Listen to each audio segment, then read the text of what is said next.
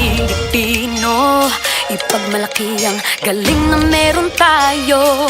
Ilantad ang likas nating talento at magdala ng saya sa mundo. Sa harap ng pagsubok ay di susuko, para sa pangarap tayo'y porsigido. Magpakitang gilas na at huwag magpatalo, ipag-iwang natin ang Pilipino. Yan ang Pinoy. Mula noon at hanggang ngayon, talento natin ang bida. Mula sa simpleng bakuran hanggang entablado natin ipakita. May pagsubok man ng Pinoy, pinalalakas ng saya. San man tayo sa pulo, Chumbe, Sibay, Lakay, Amiga. Sama-samang pakita ang galing natin katropa sa kapwa ko Pilipino.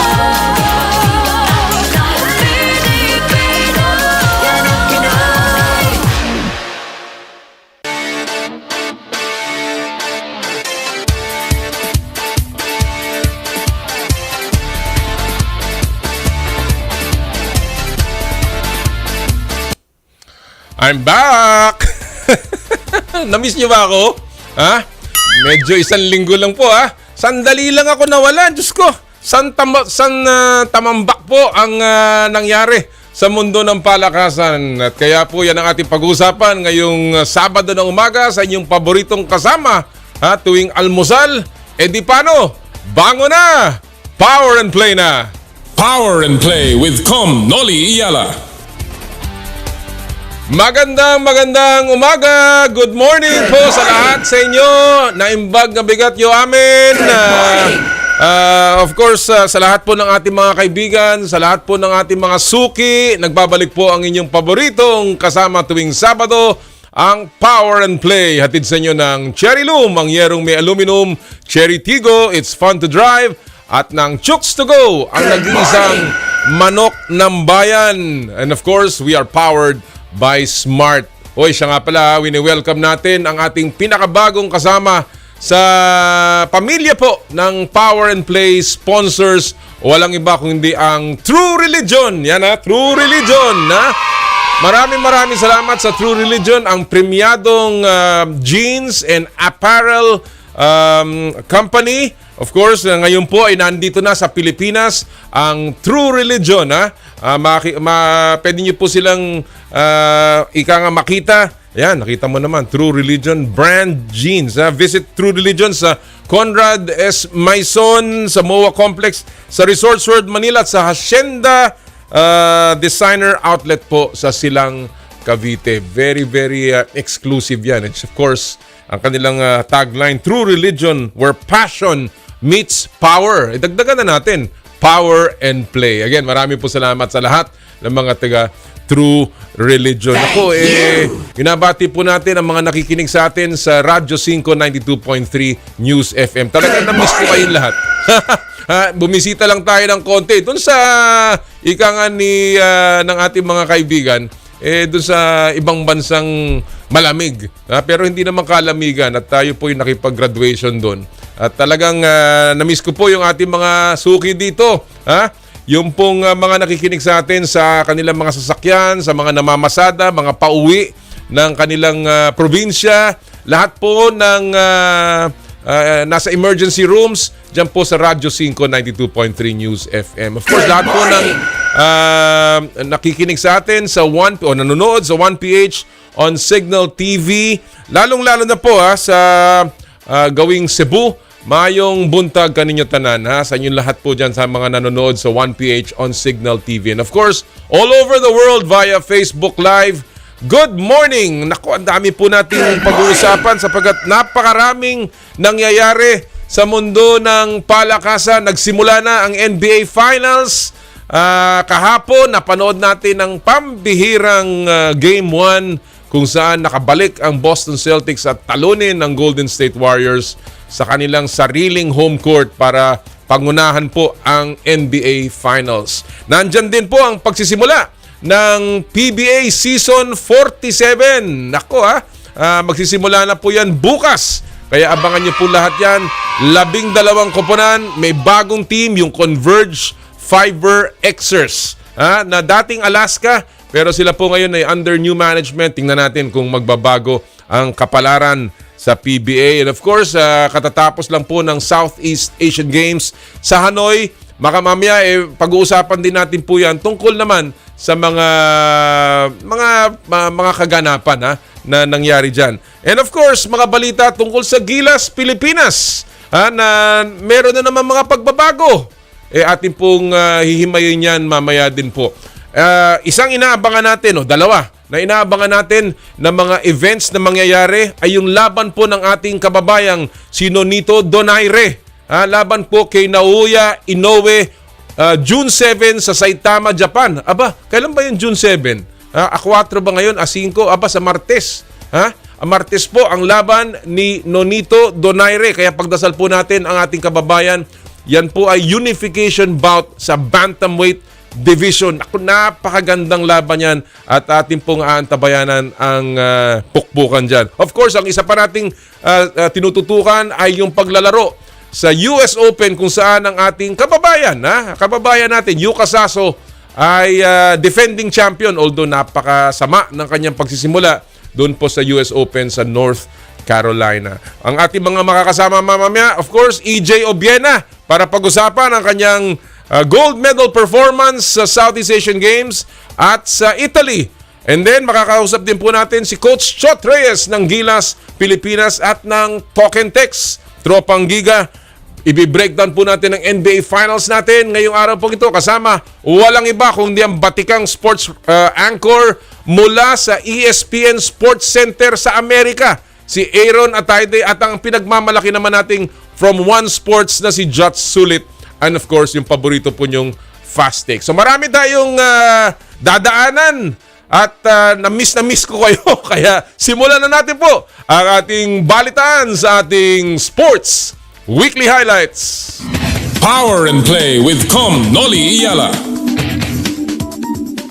Kagaya na nabanggit ko po, nakauna na ang Boston Celtics kontra Golden State Warriors sa likod ng comeback win sa home court ng GSW 120-108. Lamang ng double digits papasok sa fourth quarter ang Warriors, pero dyan umalagwa ang Celtics. Ang Game 1 loss sa finals ang unang home court loss ng Warriors sa buong 2022 playoffs. Sa Lunes na ang Game 2 alas 8 ng umaga at mapapanood niyan sa live sa TV5. PBA News naman, magbubukas na ang 47th season ng Asia's Oldest League sa linggo.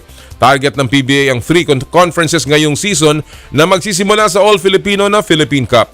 Pero may dalawang fan favorite na hindi po makakakita ng aksyon ngayong taon na to. Kinumpirma ni Coach Tim Cone ang retirement ni Mark the Spark Kagiwa makalipas ang higit 2 dekada niyang paglalaro sa liga. Maging si Joe Devans, inanunsyo na rin ang kanyang pagre-retiro sa pro basketball. Saludo ako sa iyo, Mark, and of course Joe. Alam niyo po, nakasama ko si Mark Kagiwa and he is one of the most colorful and perhaps one of the best that ever played sa PBA, and of course a popular athlete sa mga fans. Again, congratulations sa ating dalawang magre-retirong si Mark Kagiwa at Joe Devans. Lipat naman tayo sa national team update. Ibang coach ang hawak sa Gilas Pilipinas para sa paparating na June to July window ng FIBA World Cup Asian Qualifiers. Yan po ay si Nenad Vucinic na dating coach ng New Zealand national team. Nilinaw naman ni Gilas Pilipinas manager Butch Antonio na si Coach Chot Reyes pa rin ang head coach ng Gilas Pilipinas. Ating pong makakapanayam live si Coach Chot Reyes sa ilang sandali.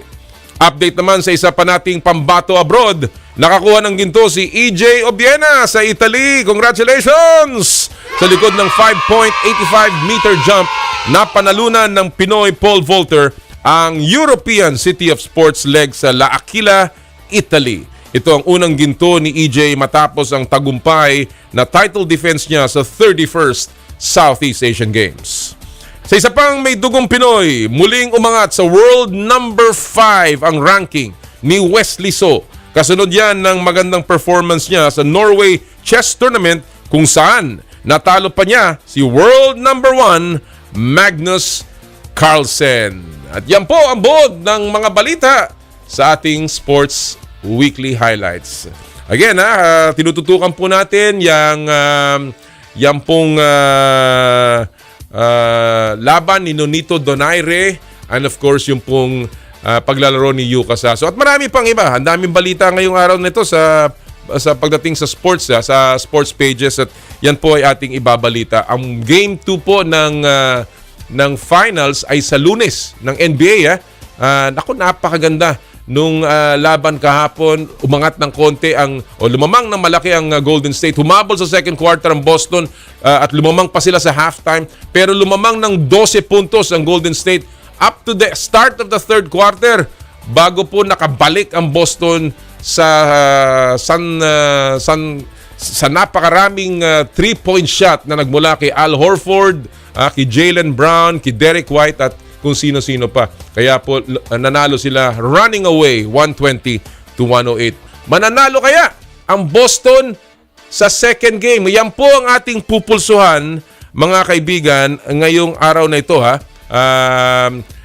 tungkol po sa NBA Finals dahil sa nangyari sa game number 1. Gusto po namin malaman sa inyo kung ano po ang inyong pulso sa NBA Finals. Pagkatapos po, ito po ang ating katanungan pagkatapos po na nanalo ang Boston sa home court mismo ng Golden State, anong dapat maging adjustment ng Warriors para makabawi sa game 2 ng NBA Finals? Ulitin ko po yan alam natin, natalo ang Golden State sa game number 1. Makakabalik pa kaya sila? At ano bang dapat maging adjustment nila para makabawi sa game 2 ng NBA Finals? Mamaya po babasahin natin ang inyong mga komentaryo at tayo po ay titingnan natin kung meron tayo makukuhang mga komentaryong talaga namang nakakagimbal ang inyong opinion. Pero mamaya po yan, abangan nyo sa ating pulso ng bayan. Alright mga kaibigan, handa na tayo para sa ating susunod na segment, ang inyong paboritong segment na Fast Take. Power and Play with Kom Noli Eala. Ang Fast Take po ay hatid sa iyo ng Cherry Tigo. It's fun to drive. Dito po sa Fast Take, of course, ang opinion ng ating mga kaibigan sa hanap buhay, ang sports journals, ang mahalaga. And of course, ngayong araw po ito, again, tayo po'y mapalad na makakasama natin ang mga veterano pagdating sa sports journalism. Walang iba kundi ang ESPN Philippines contributor Sid Ventura at ang ating kaibigang PhilStar correspondent, walang iba kundi si Abak Cordero. Magandang umaga, Sid and Abak. Thank you for joining us sa Power and Play. Good morning, good morning, Sir Noli. It's great to be back. Salamat.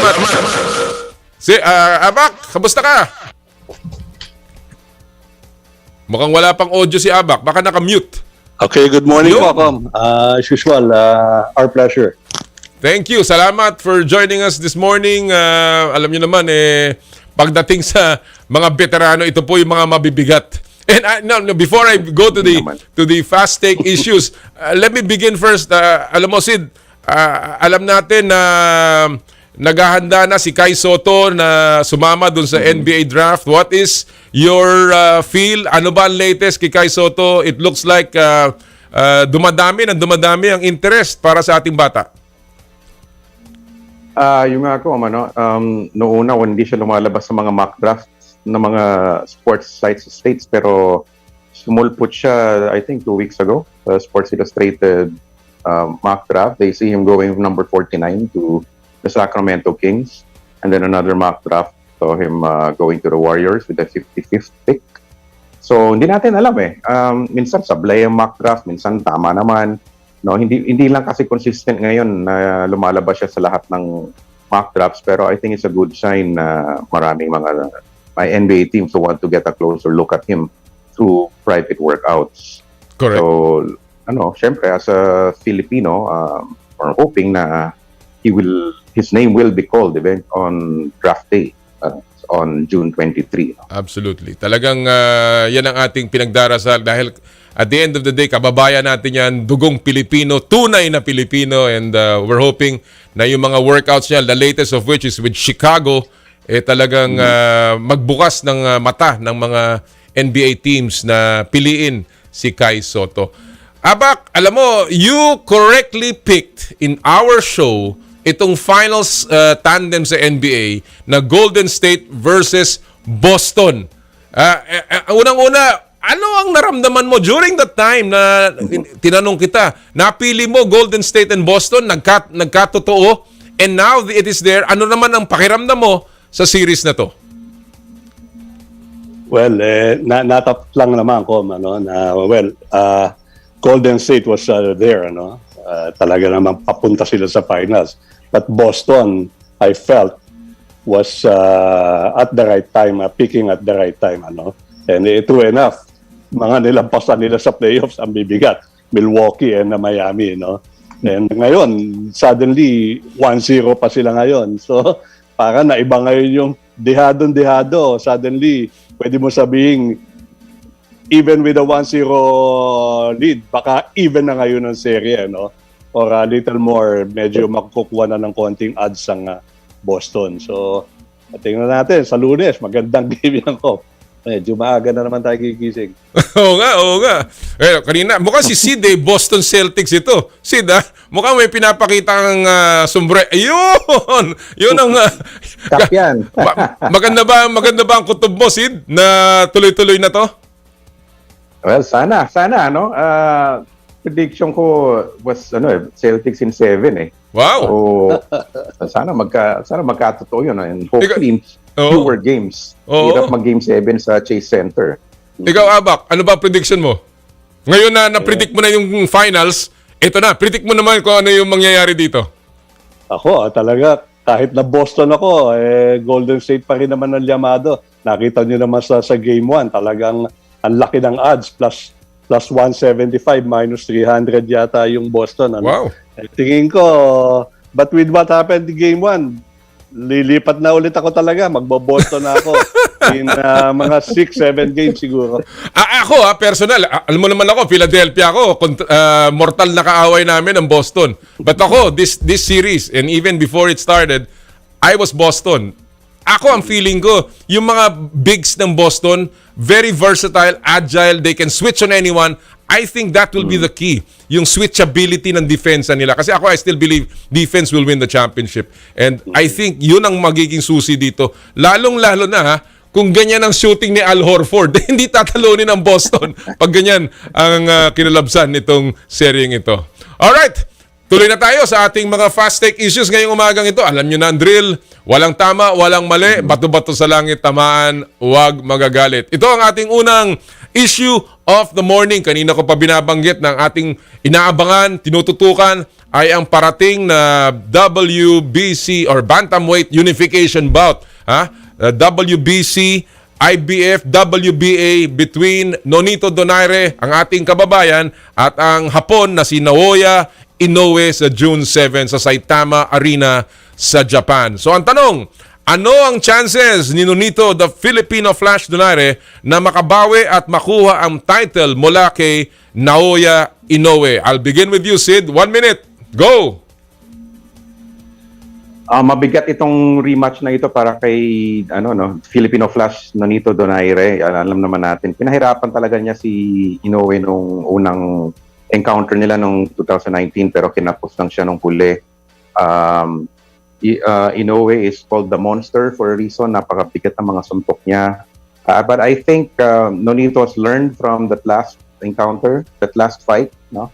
He failed to put away Inoue, na nabasag niya yung orbital niya dito and his nose, fractured nose. Talagang naramdaman din ni Inoue yung power niya, yung nga lang naisahan siya nung shot to the liver. So I think Donaire already knows what he's getting into. He'll be more prepared this time. Same can also be said for Inoue. But I think Donaire's chances are a little better in the rematch compared to 2019. Alright. Well, yan ang, of course, lahat ng inaasahan ng mga Pilipino, but hindi pwedeng baliwalain ang lakas ni Inoue. Alright, same issue, Abak. Ano ang chances ni Nonito laban kay Naoya Inoue? 1 minute, Abak, go! Yes, first, Sid, I agree with all this, with everything you said. Ito, Kom, we are looking at a potential fight of the year. Highly anticipated to. Highly awaited, ano? Same venue sa Saitama. Does Donaire have a chance? Of course. But I think he must be able to dictate the pace early. And against a fighter like Inoue, that's not an easy thing to do. Maganda yung first fight kasi. Action-packed, entertaining. Inoue won that one, proving to be the better fighter. Pero not without a fight, ano? Tumumba si Donaire in the 11th round. Tama kasi, body shot, ano? But in fact, nabasag ang right orbital bone, yung eye socket ni Inoue dito. And if Donaire can hurt Inoue early and maybe remind him of that injury that required surgery, baka mangilag ng konti ito si Inoue, and then Donaire can have the upper hand, ano? Age is a factor, of course, 40 and 30. Mas matanda si Donaire. But the good thing is, hindi naman inactive tong si Donaire. Alright, and of course, alam natin na the last 2 fights ni Donaire, puro tulog ang inabot ni Umali and of course ang ating kababayan si Garbalio. But still, at this point, dasal na lamang ang ating pwede maibigay kay Nonito Donaire dahil alam natin kung gaano kabigat ang mga suntok, kagaya nga na sinabi ni Sid, gaano kabigat ang mga suntok ng The Monster Naoya Inoue. Again po mga kaibigan, June 7 yan. Magaganap ang laban, sabi nga ni Abak, potentially the fight of the year. Alright, let's go to our second issue of the morning. Ito ay tungkol sa parating na Season 47 ng PBA. Opening na po bukas. Ang tanong, anong team at sino-sinong players ang pinakaabangan ninyo sa Season 47 ng PBA, yung pong Philippine Cup? I'll begin with you, Abak. 1 minute. Go!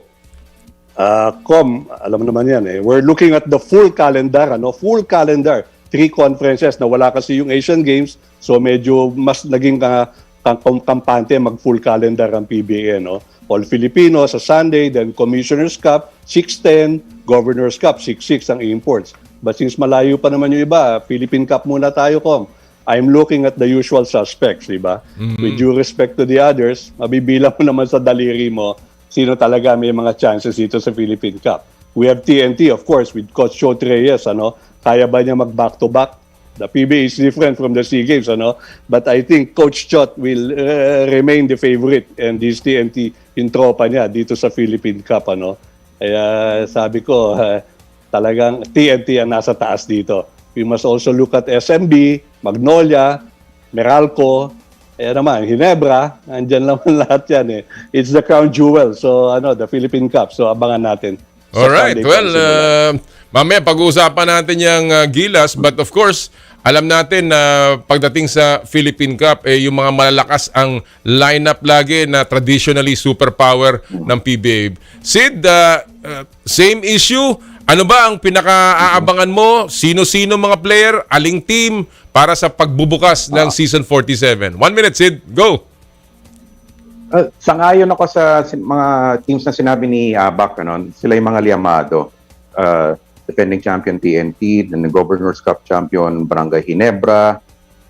Team Cone said na they won the Philippine Cup in 2020 pero sa bubble daw, wala raw crowd. So they want to experience winning the Philippine Cup again in front of their fans. So that's something to look out. Pero parang pare-pareho yung balance of power, no? I'm really interested in seeing how Converge does in their first season. I know na Alaska sila dati, pero this is a new team, new management. Yeah. They have exciting new players coming in. So I want to see how they do. With regard to specific players, katatapos lang ng UAAP season, a very exciting season, 84 season. I want to see how the UAAP rookies do, no? Si Gian Mamuyak ng Rain or Shine, and then si Sean Ildefonso, anak ni Danny Ai. And of course, dahil galing ako sa UP, I want to see how Javi Gomez de Leaño performs for Terra Firma. Ganda, maganda yan. Talagang yan ang isa sa mga X-factors ngayon. Xers nga sila, yung Converge. Dahil nga, bago ang management. Sometimes, a little change like that could spell a big difference pagdating sa motivation at saka mindset ng mga players. So let's see kung paano ang magiging takbo ng laro ng Converge. Opening game yata sila, no? Abak, tama, no? Opening day ang Converge. So that will be very interesting. All right, let's go to our third and final issue of the morning. Ito ang tungkol sa Gilas Pilipinas. Nagpalit na naman ng coach para sa third window ang SBP para sa kupunan sa ating national team. So ang tanong, pabor ba kayo sa ginawa ng SBP na iba na naman ang coach? Ito si Nenad Vucinic para sa third FIBA window. I'll begin with you, Sid. 1 minute. Go!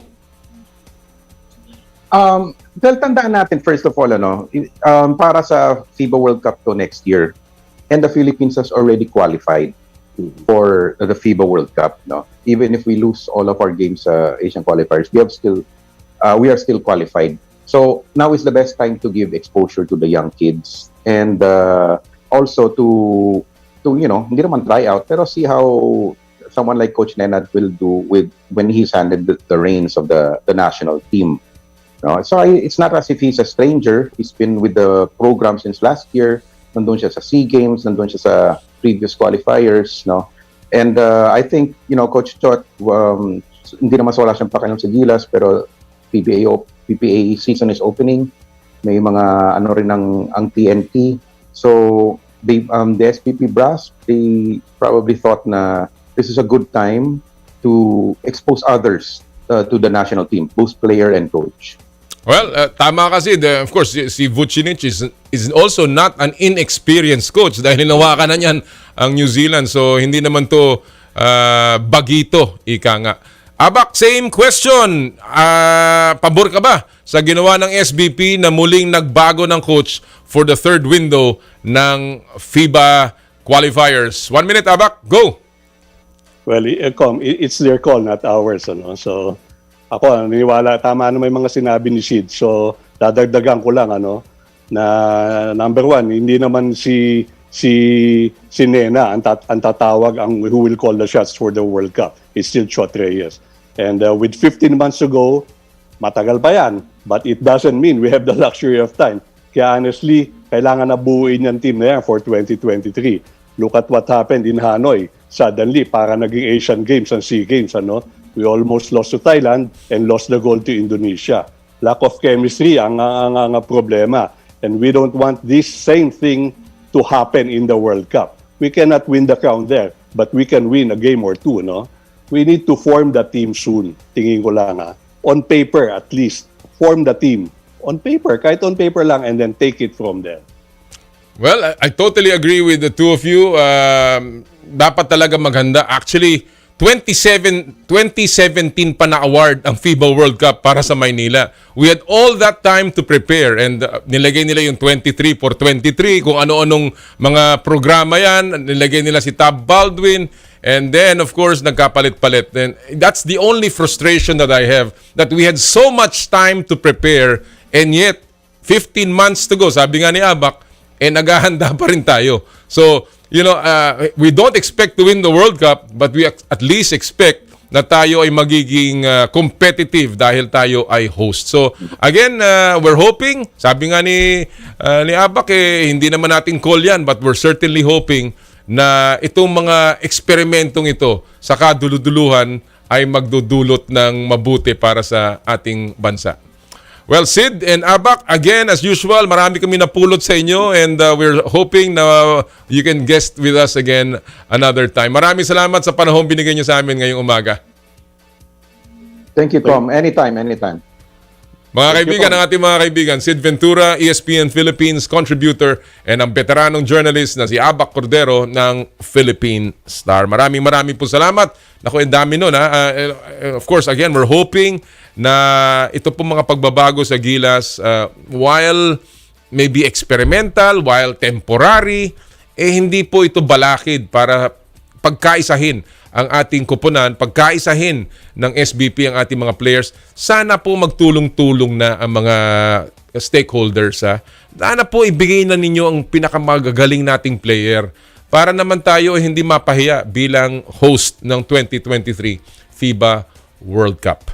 Alright mga kaibigan, before tayo mag-break, konting paalala po mula sa ating mga kaibigan sa Smart. Puso Pilipinas is a movement to celebrate the Filipino athlete powered by Smart. Follow them on Facebook, Instagram, Twitter, and YouTube. Get a chance to win exclusive Puso Pilipinas merch by sharing their Facebook page in your social media accounts with hashtag Puso Pilipinas. The Giga Life app is the latest mobile app from Smart that lets you discover and enjoy your passions with the different Giga promos.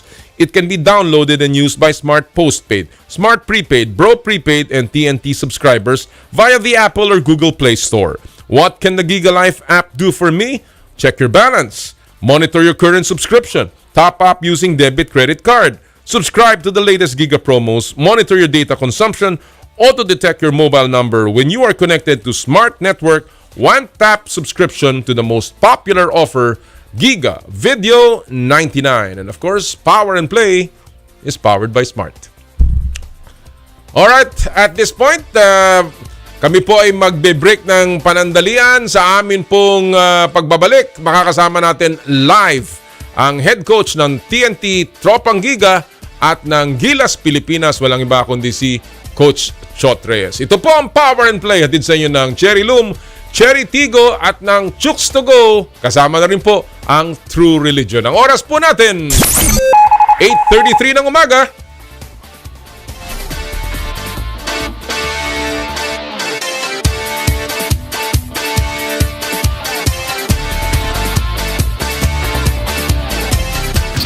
I dare to dream big, to be a voice of my generation, to inspire resilience in the face of roadblocks. And in sharing my stories, I let others share in my passion.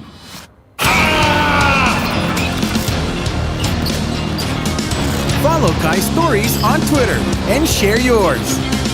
With Smart Double Giga Stories. Share 2 times the passion with 2 gigabytes for Twitter and more. Guaranteed every day, plus data for all sites. Simple, smart ako.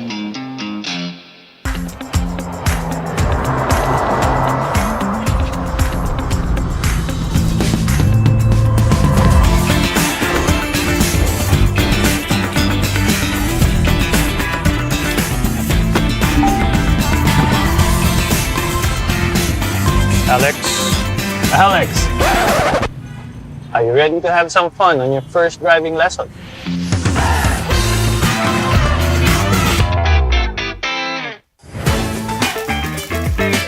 Nag-uumapaw sa real chicken juice. Naswak sa panlasa ng buong pamilya. Available in sweet roast, pepper roast, at harissa roast variants. Chooks to Go. Masarap kahit walang sauce.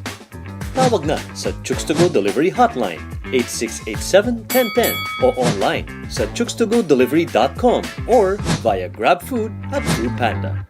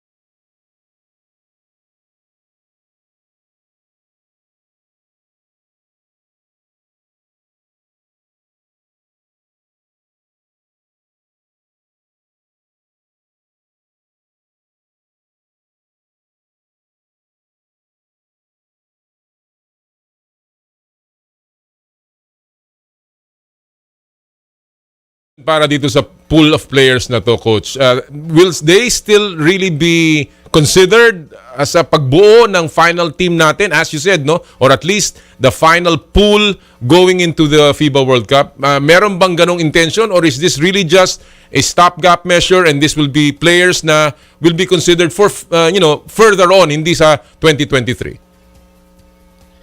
Both. Remember, as program director, my job is to put a program together, not only for 2023, but for the future of Philippine basketball, to put a program so that tuloy-tuloy na, so that even when we are no longer here, the program continues. And that's why we put a lot of effort dito sa 16 and under.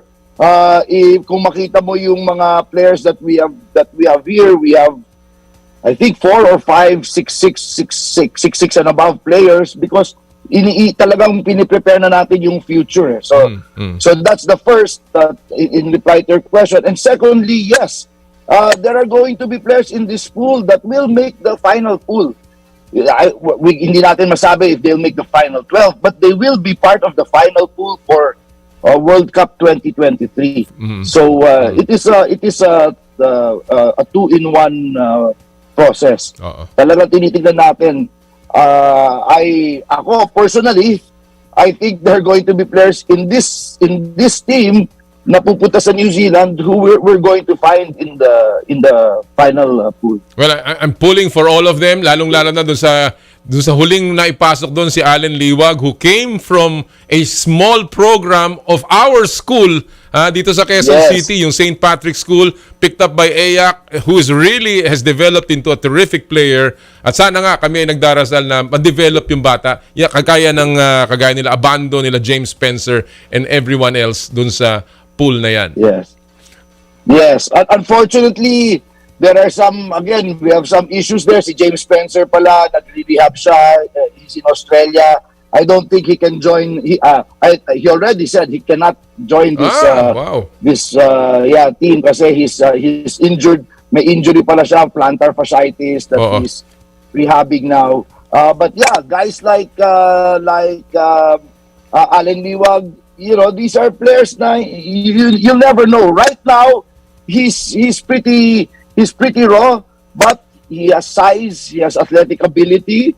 And you'll never know, di ba? San aabot itong bata na to. So, yan ang gusto natin. But if you have a wish list, Coach, not necessarily names in particular, but a wish list na gusto mo na manggagaling ang player, is it still the PBA as a priority, or at least yung mga professionals playing abroad that are your priority in forming the pool? To be very honest, I don't think by 2023 we can compete, we can put together the best team without the PBA players. Okay. I think that's a reality we all have to face. However,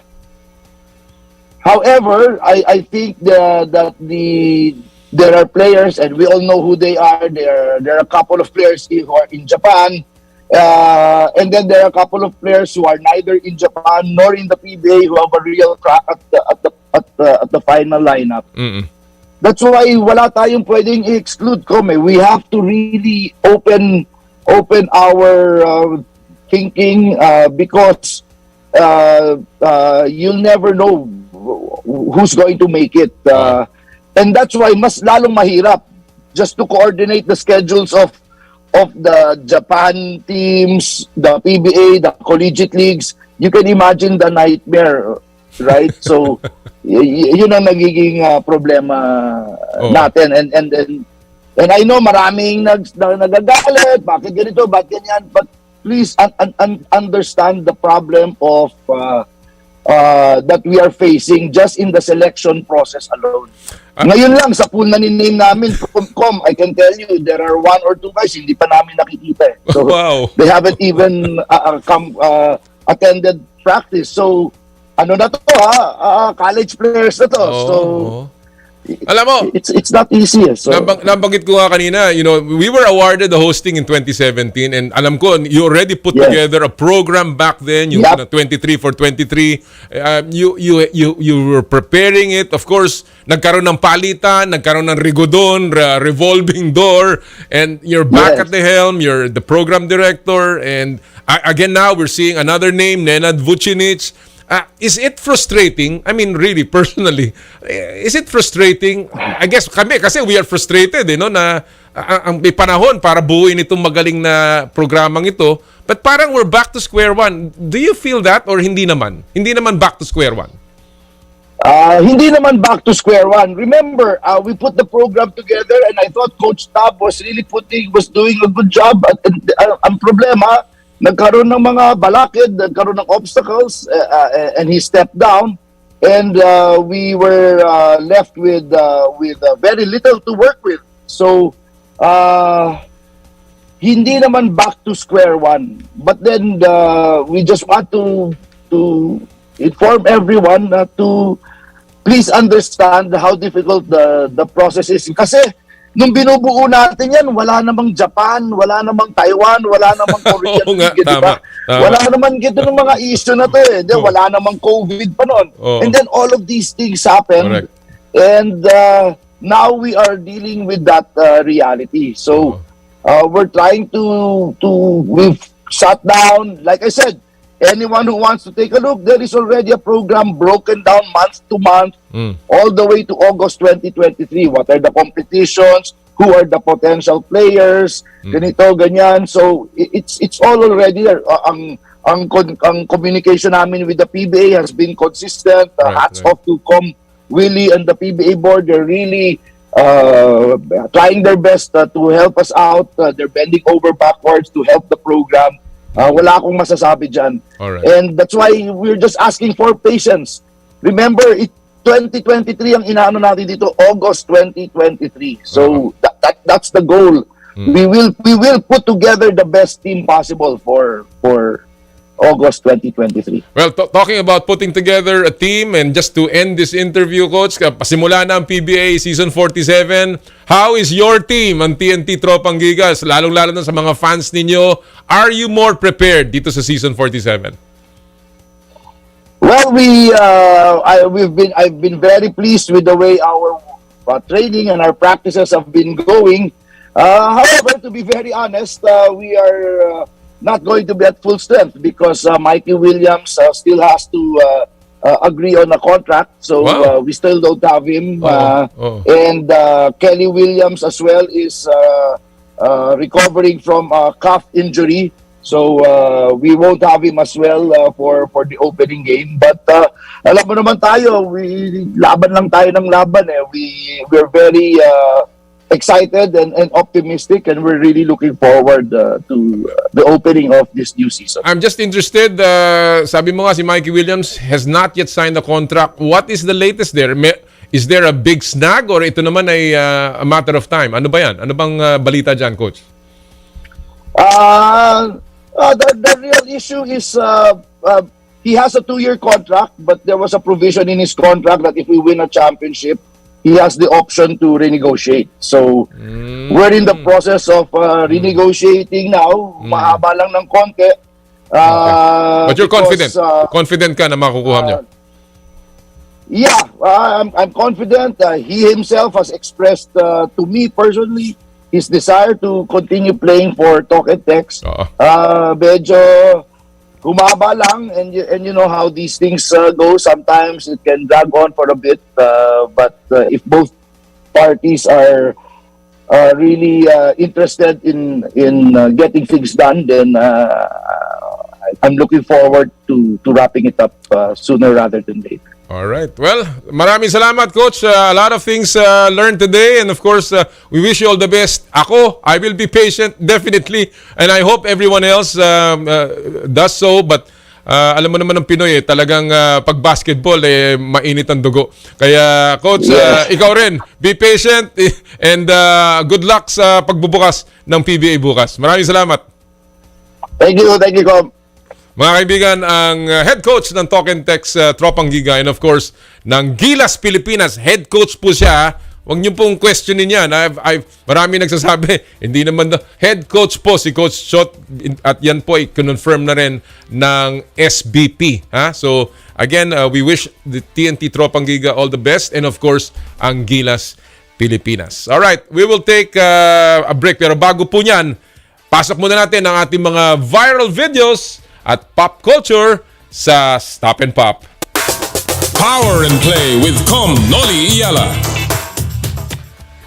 Alam nyo pa, basta may bola at ring, makakapaglaro ng paborito nating larong basketball. At dito natin makikita dito sa video ito. Let's roll this video. Kahit po saan, kahit anong sulok ng kalye, pero ito kakaiba. Sa mismong barko na gumagalaw. Naglalaro itong mga marino, seafarer, na talaga namang nagpapainit habang gumagalaw ang kanilang barko. Sana lang hindi sumobra yung tira, hindi mag 3-point shot o makasapal at lumabas yung bola. Sa laki ng alon, siguro ang hirap ding makakuha ng mga Euro step dyan dahil ang pinaglalaroan nila mismo sa ibabaw ng barko. But yan po ang popularity ng basketball at yan din po ang ating Stop and Pop moment. Alright mga kaibigan, we will take a break. Sa aming pong pagbabalik, pag-uusapan natin NBA Finals. Ito po ang Power and Play. Hatid sa inyo ng Cherry Loom, Cherry Tigo, Chooks to Go, at ng True Religion. Ang oras po natin, 9:07 ng umaga.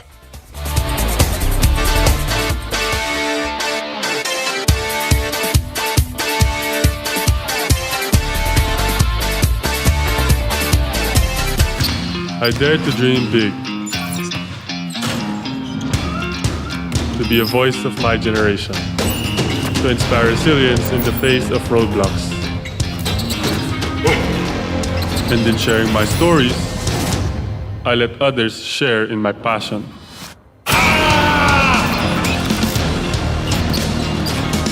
Follow Kai's stories on Twitter and share yours. With Smart Double Giga Stories. Share 2 times the passion with 2 gigabytes for Twitter and more. Guaranteed every day, plus data for all sites. Simple, smart ako.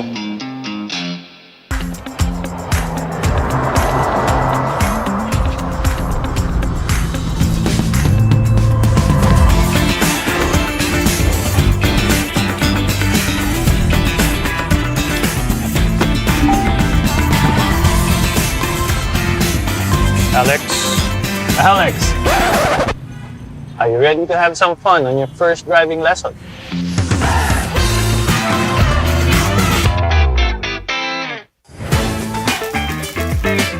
Nag-uumapaw sa real chicken juice na swak sa panlasa ng buong pamilya. Available in sweet roast, pepper roast, at harissa roast variants. Chooks to Go. Masarap kahit walang sauce. Tawag na sa Chooks to Go Delivery Hotline 8687-1010 o online sa chookstogodelivery.com or via GrabFood at Foodpanda.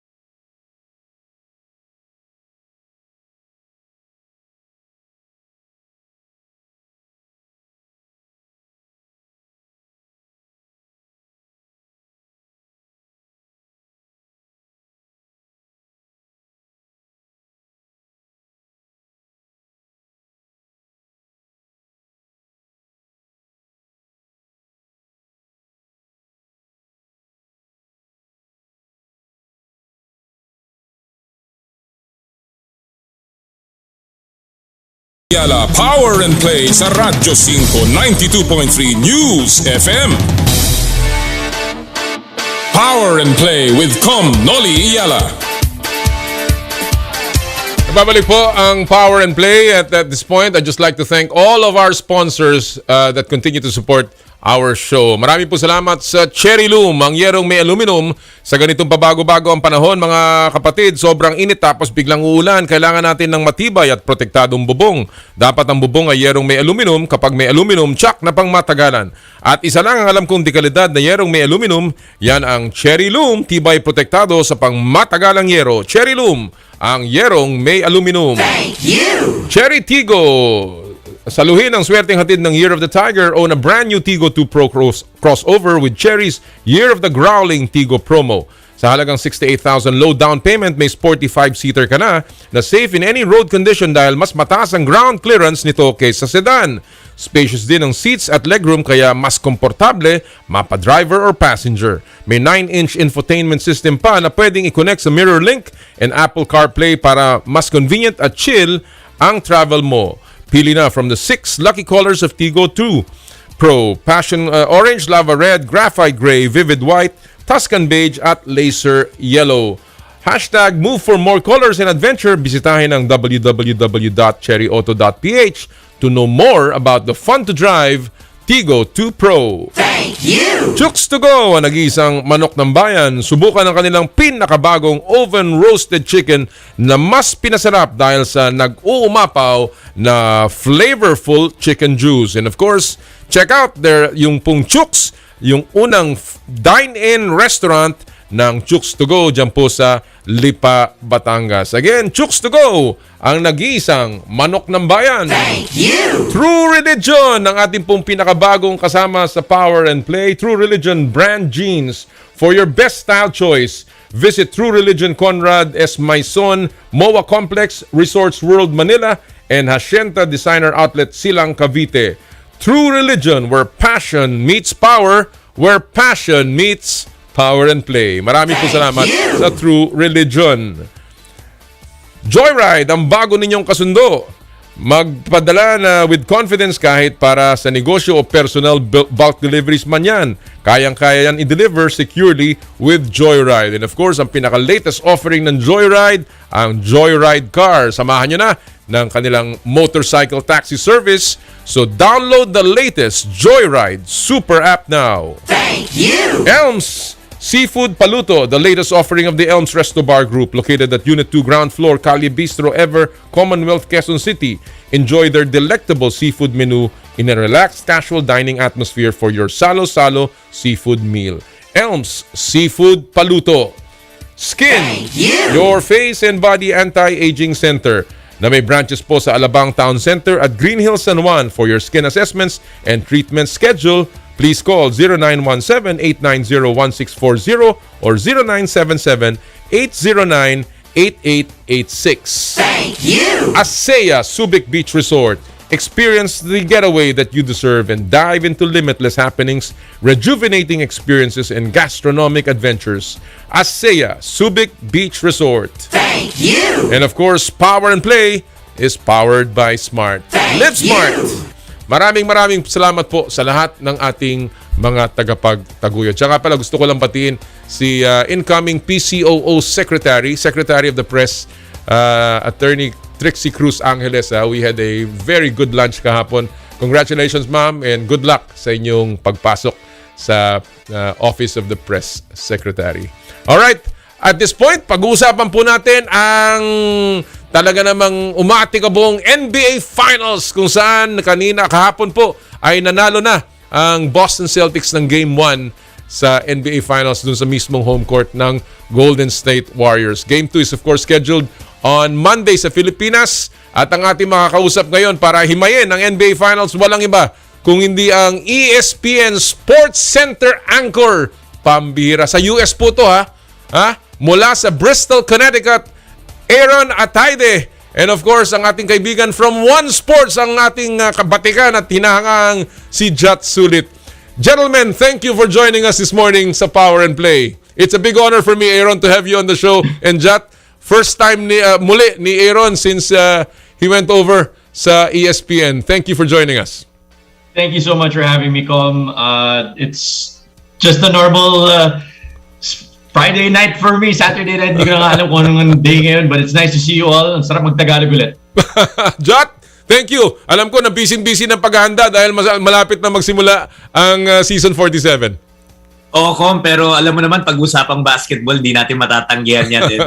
It's always nice to talk about the game. Well, let's begin. Of course, ang topic natin ngayon is the NBA Finals, kung saan nakatutok tayong lahat. This is the time of the year na nagkakalimutan ng pagkakaibigan dahil talaga namang everyone is picking a side, and this is a very polarizing finals with Boston, a traditional power, and Golden State, a dynasty that has been always that is in the making. I'll begin with you first, Jutt. Did you foresee this kind of final pairing? Honestly, no, I did not. Kung tanungin mo ko even siguro at the start of the playoffs, I definitely would not have said or predicted na magiging Golden State versus Boston in the finals. At lalong-lalo na with how Boston started. Remember, their first 41 games, they actually were 21-20 and did not look anywhere near that they were going to make it this far. Exactly. Talagang it was a not the best of starts para sa Celtics, and it was really just the turnaround back in late January kung saan talagang they have been the best team since then. Aaron, generally, if you look at this finals, what intrigues you dito sa matchup na ito? The one thing that intrigues me the most is the, quote-unquote, lack of experience compared to the over 100 games, 120 games worth of experience coming from Golden State.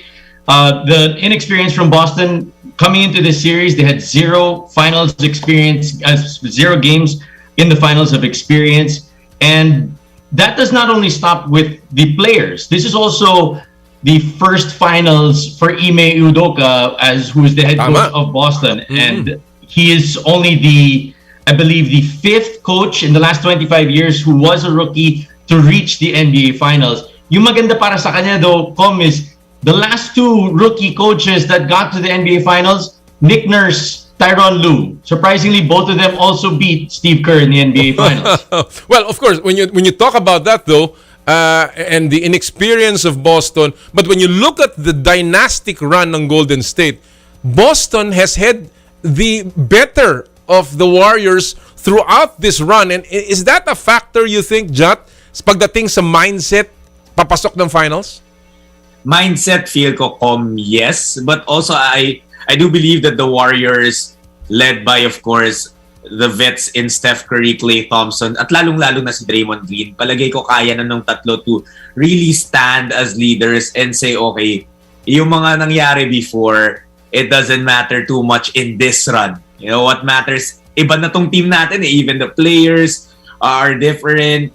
And I think when these veterans nga, they reach the finals, they put that aside. Iba na yung seryeng to, and they will face this knowing that, they worked hard and they deserve to be in the biggest stage of basketball. There are so many factors, so many intangibles in this series, Aaron, na, pinag-usapan na, hinihimay. But for you, what is the biggest factor in the finals? Of course, aside from what you've said already, the experience of both teams.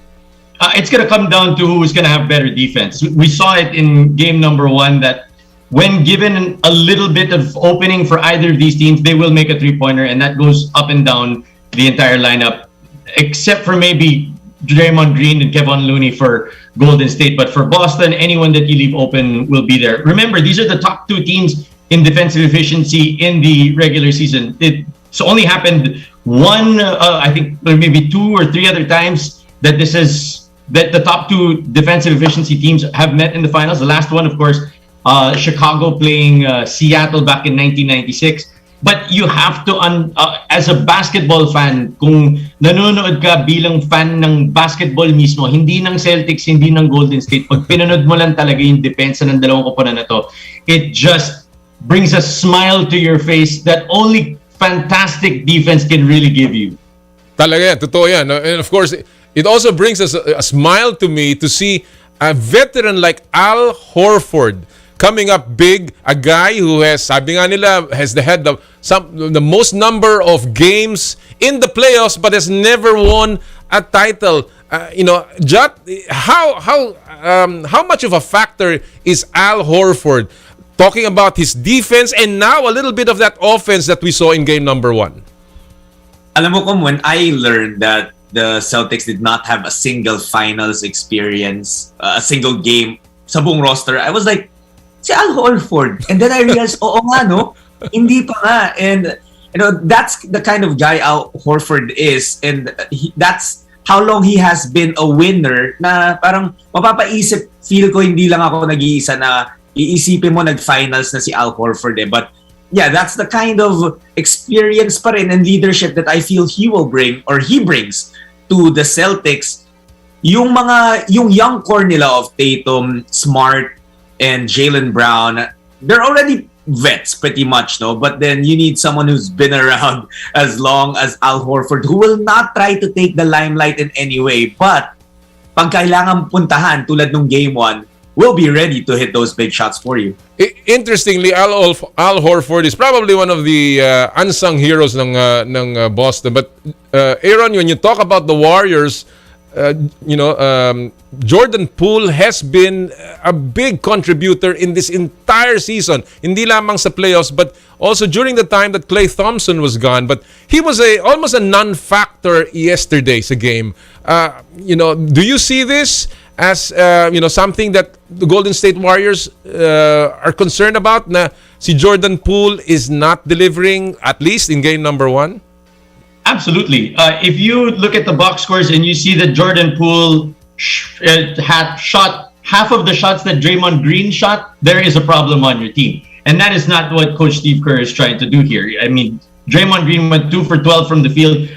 Jordan Poole went 2 of 7. Both of those stat lines are not what Golden State wants to see on the floor. The problem for Golden State is that Poole does not play enough defense to keep up with the backcourt of Jaylen Brown, of Jason Tatum, and of course Marcus Smart. Even when Derek White came in, who is playing fantastic basketball ever since he became a dad, he does not give you the defensive nature that is necessary to be able to stop a team like Boston. Well, let's keep it up. Keep it at the guard spot. When you talk about the guards, Dito Jutt, and you're looking at some of the best names here with Curry and Klay, and of course Smart and Derek White. Jaylen Brown is playing the guard position. That's really a big lineup for Boston. Sino ang may edge dito sa tingin mo, Jutt? I think for the backcourt lang, Kom, doon lang sa mga napag-usapan natin pangalan, I might have to give it to Golden State in terms of that, because iba talaga yung Steph Curry.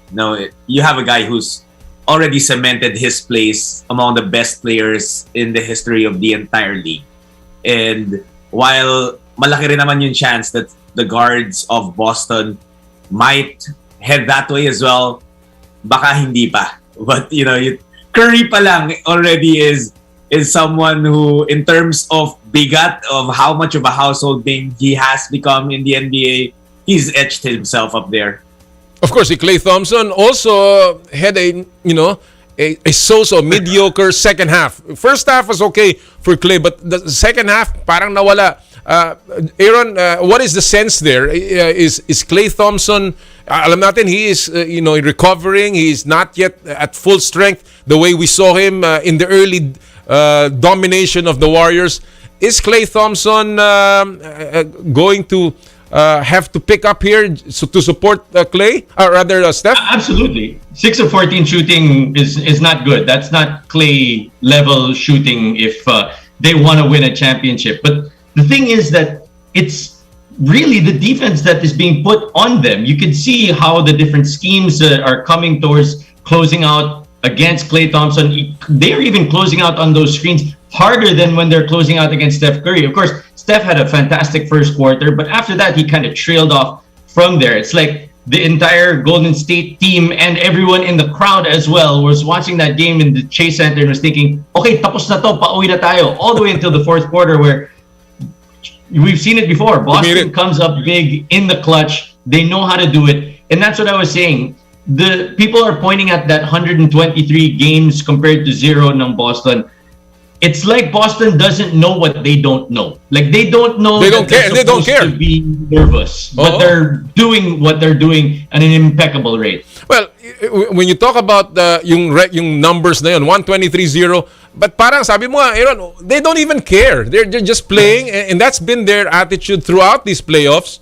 Na parang we will just go out there, and they know that they're very, very talented. But speaking about talent, Jason Tatum had a so-so game scoring wise. He led the team in assists. However, Jutt, is that even a bigger concern para sa Warriors na hindi pa kumakana, hindi pa gumagawa ito si Jason Tatum, and they just blew out the Warriors in the fourth quarter? Is that a concern for the Golden State Warriors? I think for the Warriors, and I think for the rest of the league as well, naiintindihan nila na meron talagang big three itong Boston, and you can identify the guys na pupuntahan nila for the big plays. But that's the beauty of the Celtics basketball. We saw it in Game 1 na hindi laging kailangan na yung mga baskets manggaling kay Tatum, Brown, and Smart. They're a team that's equipped with a lot of guys who just are ready to step up and contribute to whatever capacity they can or they should kapag nga tawagin yung pangalan ni Coach Ime Udoka. And that is where their strengths will lie. Dito sa finals na to against the Warriors. Nakita nga natin ng Game 1. Your take, Aaron, on Jason Tatum. If he comes out playing, smoking in Game 2, dagdag na problema pa yan para sa Golden State. It's always easy to pinpoint that and this and that, and you know it yourself. When it's a finals, you can take one game and throw it out the window, and it'll be a completely different setting when Game 2 comes around. Lalo na sa how incredibly intelligent both of these coaches are in terms of their defensive schemes. We know that Jason Tatum will probably not have a 3 of 17 shooting the next time around, but you're probably not gonna get 9 of 12 shooting from Al Horford on the other side. So magbabalanse pa rin yan ulit. It's like everything will be reset when they're coming into game number 2. The thing is, though, for Golden State, this is the first home loss that they've had this entire postseason. So makikita natin kung paano nga sila magbabounce back dito. And this is still the first finals that they've had in this arena. Yeah. Paalala natin, Oracle Arena pa sila dati. This is the first time that this arena is seeing this kind of electricity and energy in there. We'll see if they can all rally that together and tie the series up in game number 2. Well, let's talk about Golden State. Just before, I have a few minutes here. Obviously, Draymond Green in his post-game interview said, hindi sila walang problema. They don't feel that this is a big issue. He said that they dominated for 41 to 42 minutes, and they could have easily won that. Nagkaroon lang sila ng lapses. Do you feel the same way, Jutt, dito sa series na to? Yes, Kom. I feel like tama naman. Draymond wasn't kidding us when he said na wala naman problema. I mean, kung yung humabol sa kanila is a team with a losing record, then maybe pwede natin sabihin, okay, may kailangan ayusin to Warriors. But this is a team who's the best in the East, di ba? Nakaharap ng Warriors. And may capacity talaga yung Boston or anyone who makes the finals to come back, to make that big of a run, even in the biggest stage. So, baka nalingat yung Warriors, baka nagkaroon ng errors here and there, but I feel like they're still on track. It's a matter of adjustments, specific adjustments to what they saw were some of the advantages they can use for the rest of the series. That's going to be up to Coach Steve Kerr, but I feel like now is not the time to panic because if you change so much, then baka lumayo ka pa dun sa basketball na nagdala sa'yo sa finals, and that might be a bigger problem if you have to steer away from that. Well, one loss and one victory does not make a final. So obviously mahaba pa itong sharing ito. Aaron, how do you see Game 2 that's coming up, of course, for us on Monday and you on Sunday? How do you see that playing out? It's funny actually because Game 1 winners win 70% of the finals. And we've seen that across all of the other NBA finals. Whoever takes Game 1 sets a tone, so to say, throughout the remainder of the series. But I think Golden State's going to come back. Boston had one objective on their trip to San Francisco, and that was to steal home court advantage. Nagawa na nila yan. They can ease themselves in. They can try and see if they can steal game number 2, but it's not a knock on them if they're going to head back to Boston na 1-1 yung makita nating series score. But I think that more importantly, it is Golden State who needs to come out and set the tone. They are the ones that need to say, alam naman natin na nagkamali tayo. Sabi nga ni Draymond, 42 minutes lang tayo naglaro. Ubusin natin yung 6 minutes na yan sa susunod na laro. They need to finish all throughout to remind not just the rest of the world, but more importantly, Boston, that they are the Golden State Warriors.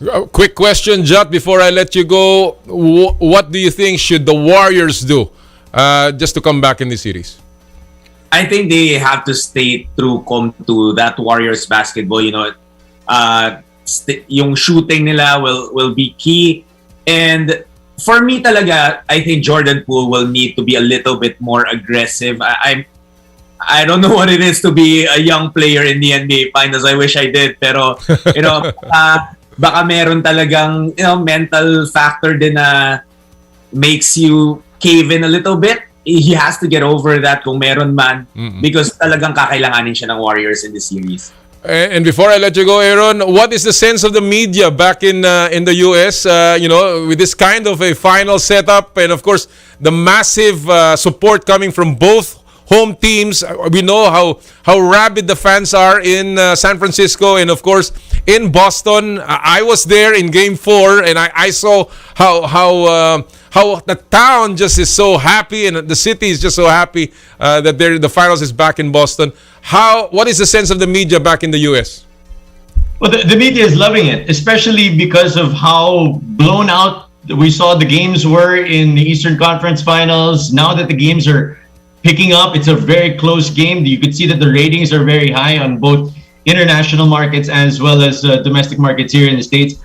For me, it just makes my life easier. Dami-dami kong pwedeng pag-usapan. I love it, and I love having an opportunity to head back home via this call and talk to you guys about it as well.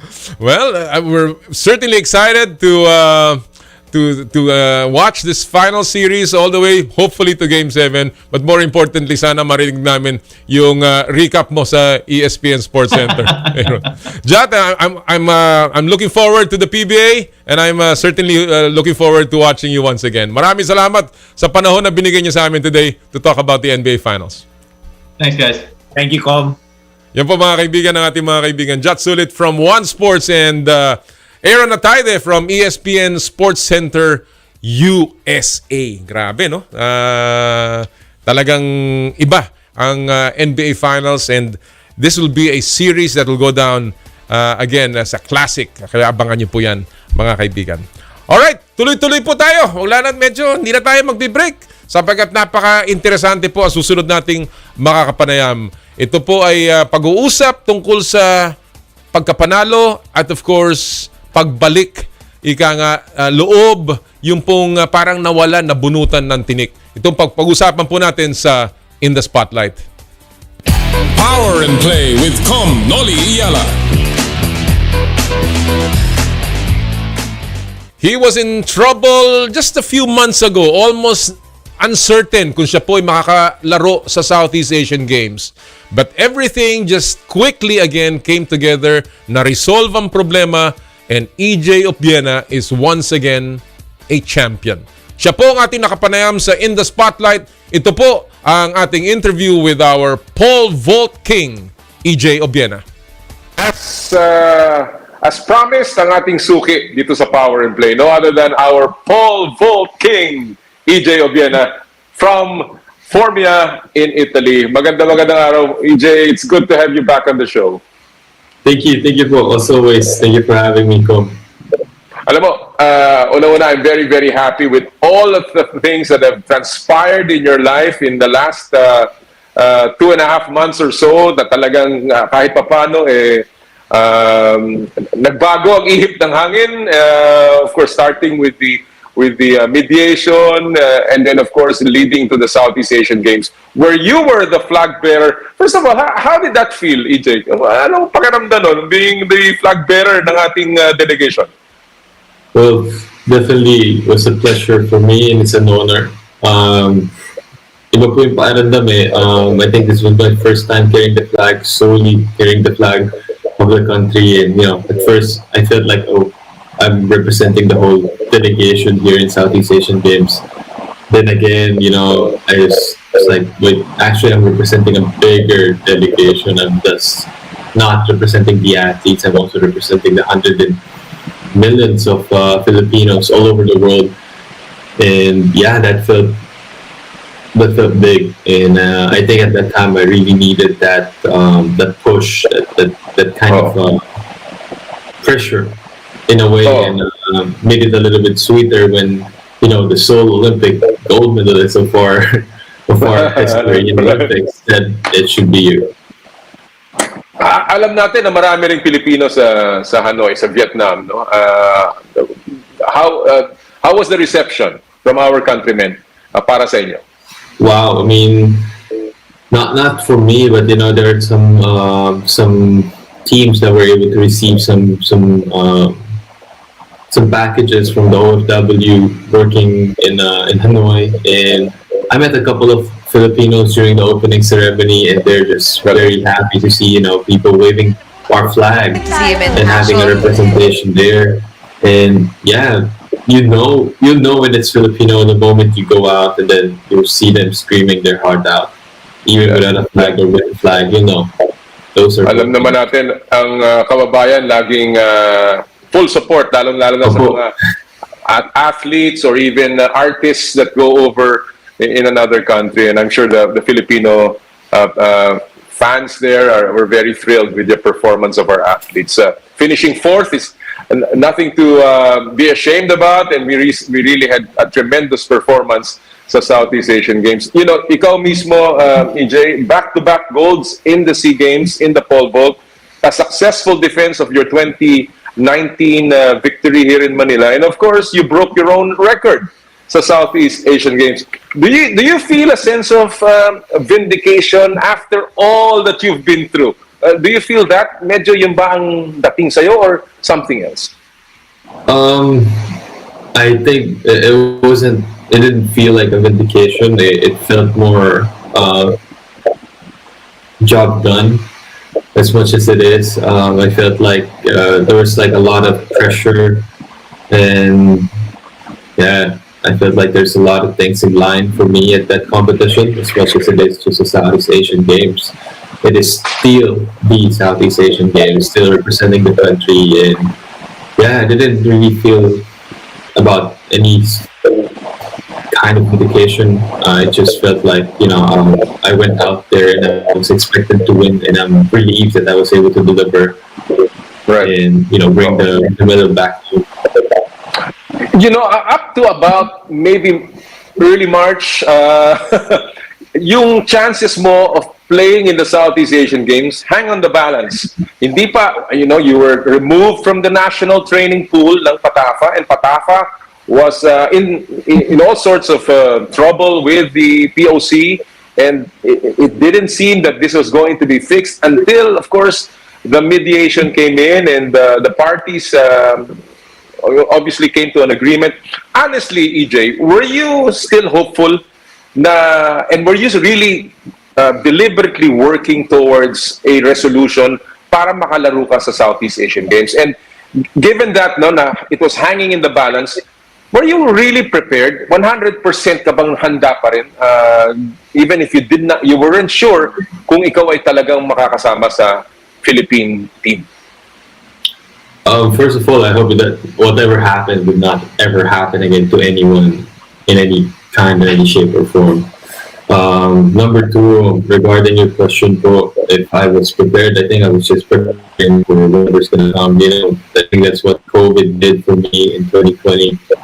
It showed me that, hey, you're an athlete, and what kept me going was just the way my coach sees things, which is, I'm an athlete, I need to train, I need to be better each day. May it be the competition coming now, tomorrow, the next month, or the next year, the next 4 years. Where was the breakthrough? And I hope you don't mind. I don't want you to reveal any of the details of what went through in the mediation. But obviously, it came together all of a sudden, just like all of these things caved in all of a sudden, no? Parang na-resolve din, at least in the eyes of the public, parang biglang na-resolve. Where did you see the breakthrough in the impasse between you and Patafa? To be honest, I don't really know, and I would really rather move on to this issue. I first of all, I signed a mediation agreement with this, very confidential. So my hands are tied. I can't really talk about it. But yeah, I just want to move forward, and hopefully the future holds better days. How is your relationship now with Patafa and with President Popoy Vico? We had a few calls. I asked for his blessing for carrying the flag as well, and I mean, I guess it's as good as it can be at the moment.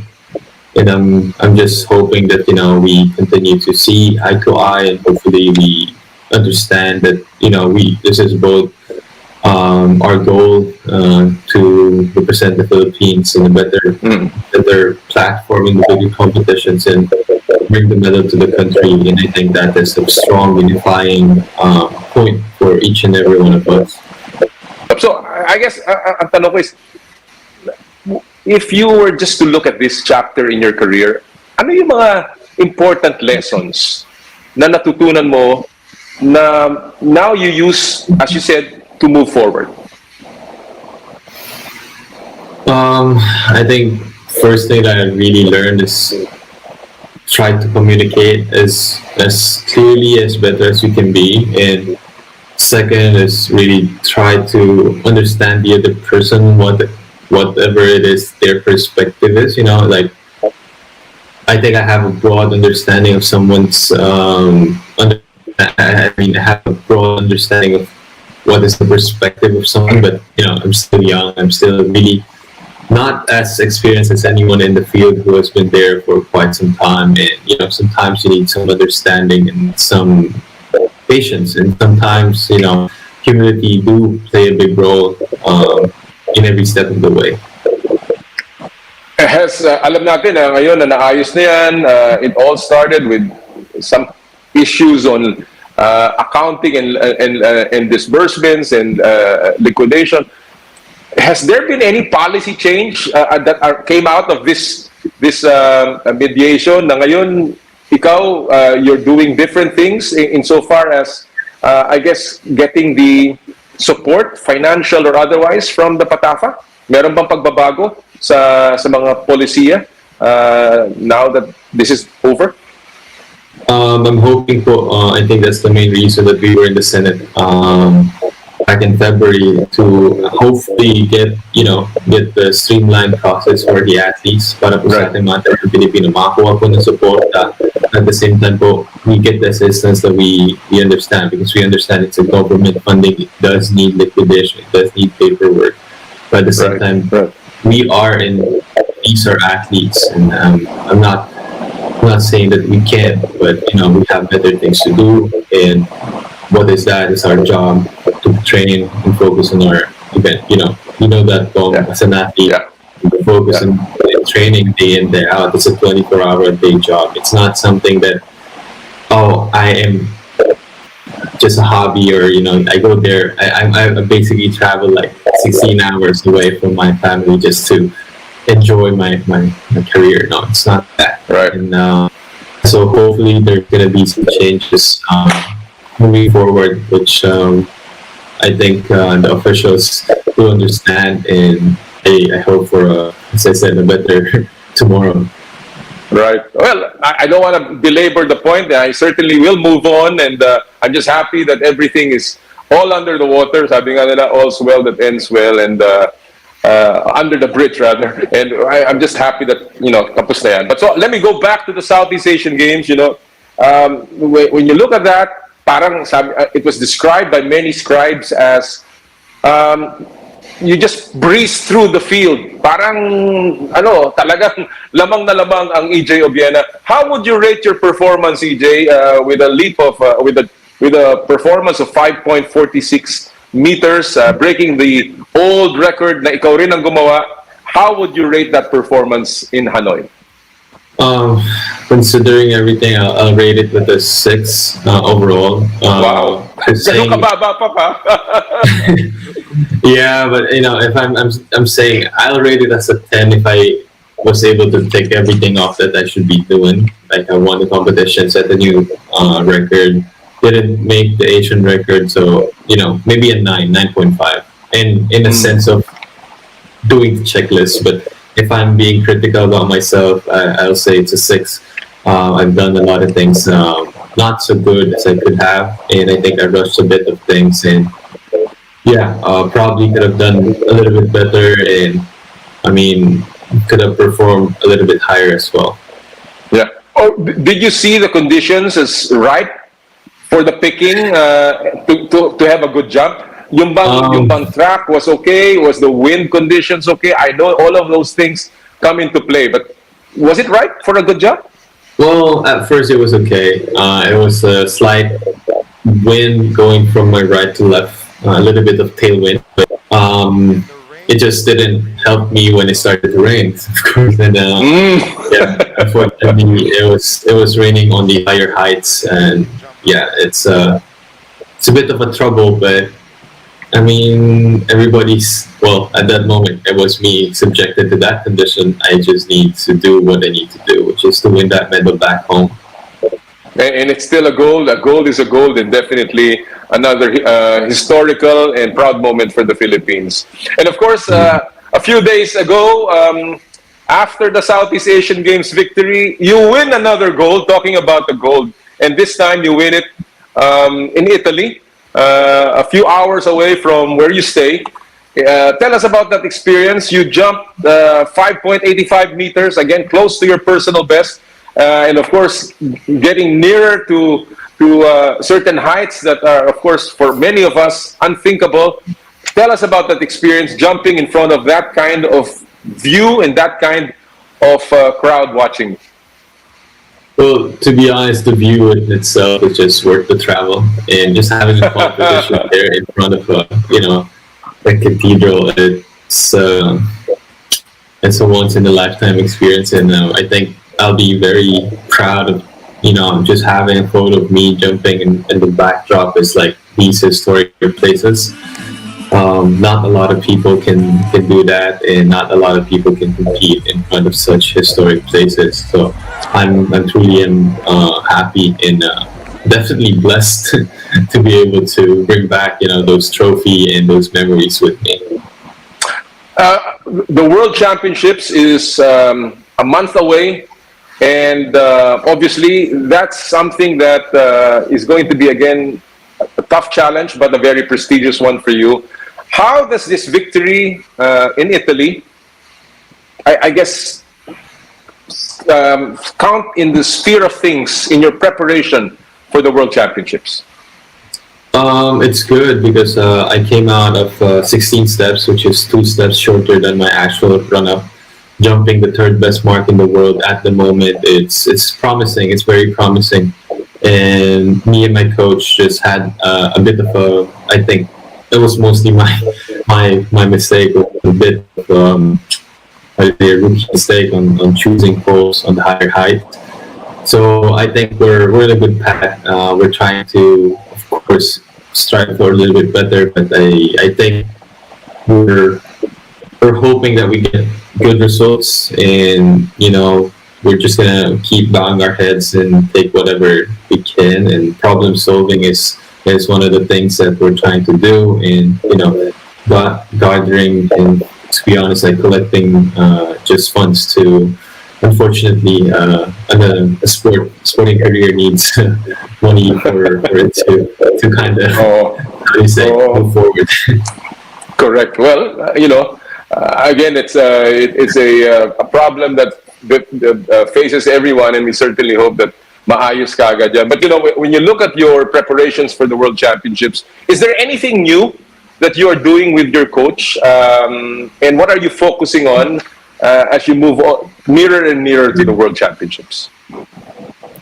I think I'm at the point of my career where I need to work on the little things, and really, in general, just make every little thing a little bit better, and that would result to a bigger change. There's nothing extraordinary that we're trying to work on. Of course, we're trying to get faster, stronger, healthier as ever, but at the same time, we're trying to just more work on the general phase of the jump. I think I've been with Italy for quite some time, and I do understand how to vault already. In general speaking, of course, it's not perfect. It's far from it, but yeah, we're just focusing on the generality to be better and nothing extraordinary. We're sticking on the same things, the same idea, the same coach, same idea, same approach. Just hoping to be better and trying to get there. Are there any personal goals for this year, EJ? Personal goals is really be able to jump 6 meters, and I do believe it's somewhere around the corner, and I do understand that club is very exclusive, the 6 meter club, and I would want to be there. And I think other personal goals is really just be able to find my drive and motivation again, and be able to be happy in where I'm at and be happy in what I do day in, day out. And talking about, goals and, that exclusive 6 meter club, is it realistic? Is it reachable? Is Mondo Duplantis reachable at this time for you? Well, I think on a good day, I'm going to be honest, in his good day and my good day, it's probably going to be hard. He's a one in a generational talent, and I have mad respect to the guy. He's a really good dude, and he's a good friend of mine. And yeah, we understand that, and I think all the vaulters who are currently here, actively competing, do understand that Mondo he's the GOAT at the moment. So he's the best who have ever done the sport. So he is a one in a lifetime generational talent. But not everybody has a good day.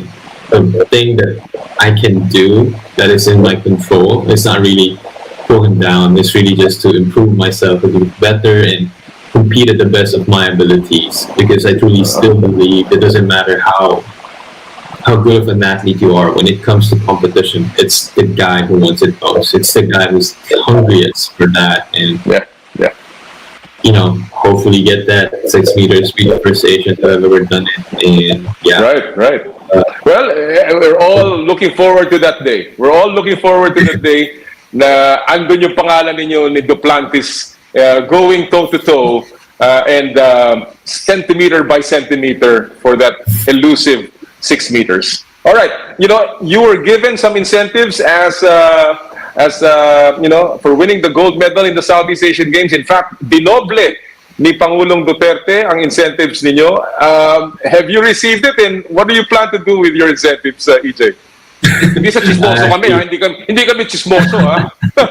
Well, actually, I haven't received it yet. Hindi pa ba? Okay. And, I haven't received my incentives as well for the previous national records. So hopefully soon. I'm waiting for I'll say PSC. I think it should be PSC. Am I right? Because it's that's right. The government. So I'm hoping that I can receive it and I'll get instructions about it. Yeah, and hopefully I get my allowances as well.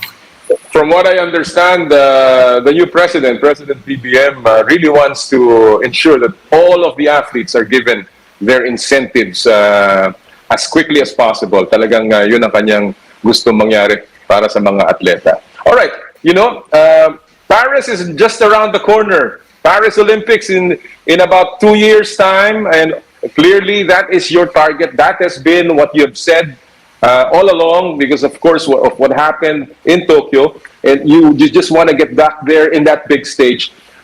EJ, what will tell you that you are ready for Paris? I think only me can tell that, and my coach. There's not really a certain number, a certain mark that you can say, yeah, I'm ready. Because we're just going to say that I was ready as I can be in 2021. But, one thing I've learned from that, it's not about how high you jump in the other meets. It's really how high you jump on that day, on the day that it counts the most. And we're working on that. And I think the biggest challenges about that is just getting there healthy and ready to get it on and, bang heads with these best of the best in the world, and I'm actually excited and looking forward to that. At the moment, I just need to, find my why and find my reason. I don't want to be going to Paris half-hearted and dwelling on different things. So I want to be able to sort everything out before going there. All right. Well, in the meantime, there is Cambodia coming up. Yan po mga kaibigan ng ating panayam kay EJ Obiena. Sabi rin niya na siya po'y lalaban sa Cambodia next year. And of course, yung impressions niya kay Hackett de los Santos, he thinks sky's the limit para dyan sa ating bagong pole vaulter na ngayon ay talagang nagpapakitang gilas din po. Yan po mga kaibigan, si EJ Obiena in the spotlight. Siya nga pala, sa lahat po ng mga nagpadala ng kanilang mga komentaryo dun po sa ating pinupulsuhan ngayong araw na to, yung pong ating katanungan na anong dapat gawin ng Golden State Warriors para makabalik sa series, sa NBA Finals. Marami po salamat sa inyo lahat. Subukan kong basahin at sagutin yung ibang mga tanong ninyo dito sa Facebook at sa Twitter. Salamat kay Rolbert Sumailo, kay Vladimir Delmar, John Dignos, Ruben Cuadro Jr. Ilan lang po sa mga nagpadala. Joel Manalo, Jose Lumbres, Melissa Batumbakal, and Edgar Blas. Kay Rian, daming sumagot. Abnesar, Abdul Sabur, at marami pang iba. Maraming po salamat sa inyong pagtangkilik sa ating Pulso ng Bayan. Next week, hopefully, yung ating mga gift certificates ay ating muling may pamimigay courtesy ng Chooks to Go. Alright, that'll do it for us this morning sa Power and Play. Again, nagpapasalamat po kami sa lahat ng ating mga naging guests and sa lahat po sa inyong sumubaybay sa atin ngayong umagang ito. Lagi natin sinasabi tuwing Sabado ng umaga, bawal ang masungit. At po, sa lahat po ng ating gawain, Ad Maiorem Dei Gloriam, all for the greater glory of God. Kami po ang 1PH Teleserbisyo para sa Pilipino. Susunod na po ang inay ko po. At again, kayo po ay magkaroon ng mabuting weekend. Have a good weekend. More power, more play.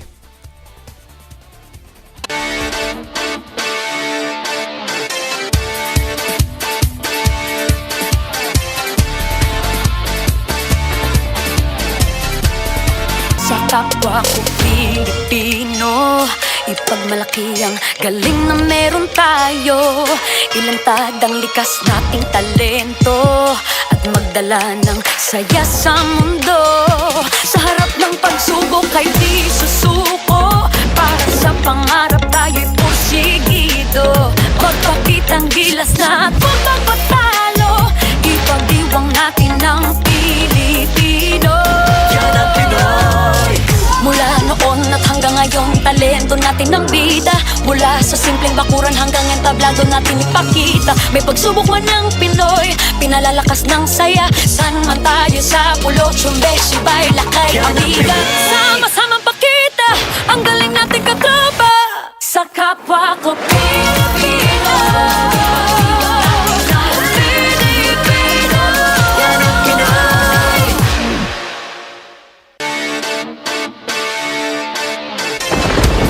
Lang